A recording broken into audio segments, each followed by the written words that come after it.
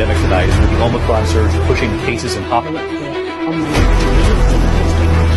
My name is Nandiri Fatire. I'm a master. Positif terinfeksi virus corona disebut telah Kasus aktif COVID-19. Virus corona 19 menjadi momok dunia di tahun 2020. Awal penularan virus ini diketahui dari Wuhan, China.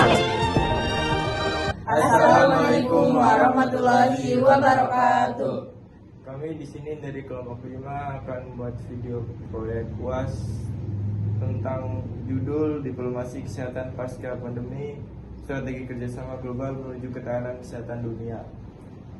Izinkan perkenalkan, nama saya Fahmi Ardiansa dengan NIM 03. Saya Rifki Gusti Pramudia dengan NIM 029. Saya Nabila Muslimah Rahmat dengan NIM 023.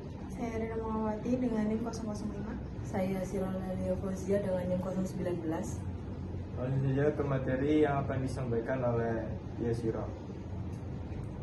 Baik, yang pertama yaitu pandemi COVID-19 memberikan pelajaran penting bahwa masalah kesehatan tidak lagi menjadi urusan satu negara saja, melainkan menjadi isu global yang membutuhkan kerjasama internasional. Penyebaran virus yang sangat cepat menunjukkan bahwa dunia saling terhubung dan rentan terhadap ancaman kesehatan lintas negara.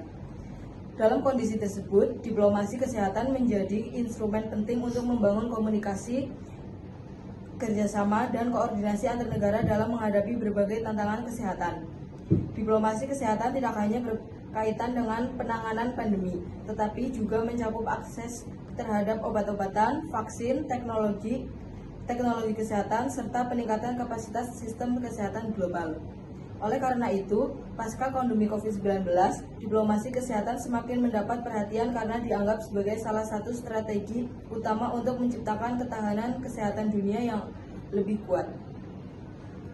Selanjutnya, diplomasi kesehatan memiliki peran penting dalam memperkuat kerjasama internasional pasca pandemi.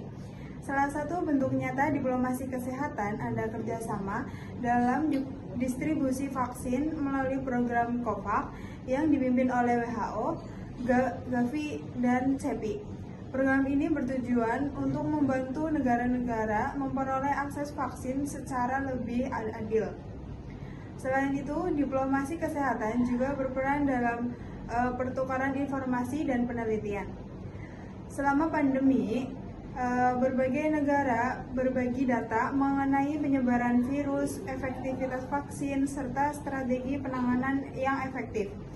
Kerjasama ini membantu mempercepat proses pengambilan kebijakan kesehatan.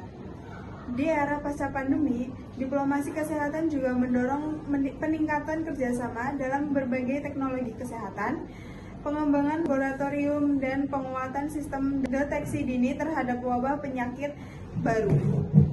Yang selanjutnya ada tantangan diplomasi kesehatan pasca pandemi. Meskipun kerjasama internasional semakin berkembang, masih terdapat berbagai tantangan yang harus dihadapi. Salah satunya adalah ketimpangan akses kesehatan antara negara maju dan negara berkembang. Banyak negara berkembang masih mengalami keterbatasan dalam memperoleh teknologi kesehatan dan fasilitas medis yang memadai. Tantangan lainnya adalah munculnya nasionalisme kesehatan, yaitu kecenderungan suatu negara untuk lebih mengutamakan kepentingan domestiknya dibandingkan kepentingan global. Kondisi ini dapat menghambat pemerataan akses vaksin dan obat-obatan. Selain itu, dunia juga masih menghadapi ancaman penyakit menular baru serta dampak perubahan iklim yang berpotensi meningkatkan risiko munculnya krisis kesehatan di masa depan. Oleh karena itu, diperlukan komitmen bersama untuk memperkuat kerjasama internasional dalam bidang kesehatan. Selanjutnya, diplomasi kesehatan di Indonesia. Indonesia turut berperan aktif dalam diplomasi kesehatan global.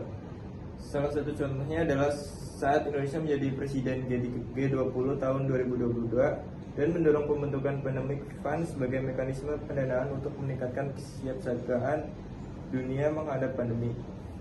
Indonesia juga aktif menjalin kerjasama melalui ASEAN dan WHO dalam bidang pengawasan penyakit, peningkatan kapasitas tenaga kesehatan, serta penguatan sistem kesehatan nasional.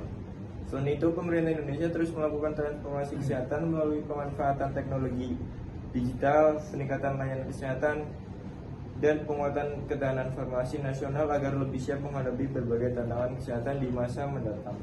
Oke, yang selanjutnya masa depan diplomasi kesehatan dan kesimpulan. Ke depan, diplomasi kesehatan akan semakin penting dalam menghadapi berbagai tantangan global. Kerjasama internasional diperlukan untuk membangun sistem peringatan dini terhadap wabah, memperkuat pertukaran informasi kesehatan, serta meningkatkan akses yang adil terhadap teknologi dan layanan kesehatan. Perkembangan teknologi digital, kecerdasan buatan AI, dan sistem kesehatan berbasis data juga akan menjadi bagian penting dalam diplomasi kesehatan modern. Dengan adanya kolaborasi yang kuat, negara-negara dapat lebih siap menghadapi ancaman kesehatan yang mungkin muncul di masa depan. Yang terakhir, kesimpulan yaitu pandemi COVID-19 membuktikan bahwa kesehatan merupakan isu global yang membutuhkan kerjasama lintas negara. Diplomasi kesehatan menjadi sarana penting untuk memperkuat solidaritas internasional, meningkatkan kesehatan sistem kesehatan, serta mewujudkan akses kesehatan yang lebih adil bagi seluruh masyarakat dunia. Dengan kerjasama yang berkelanjutan, dunia akan lebih siap menghadapi berbagai tantangan kesehatan di masa depan. Itu saja dari kelompok kami. Sekian, apabila ada salah kata mohon maaf. Wassalamualaikum Wassalamualaikum warahmatullahi wabarakatuh.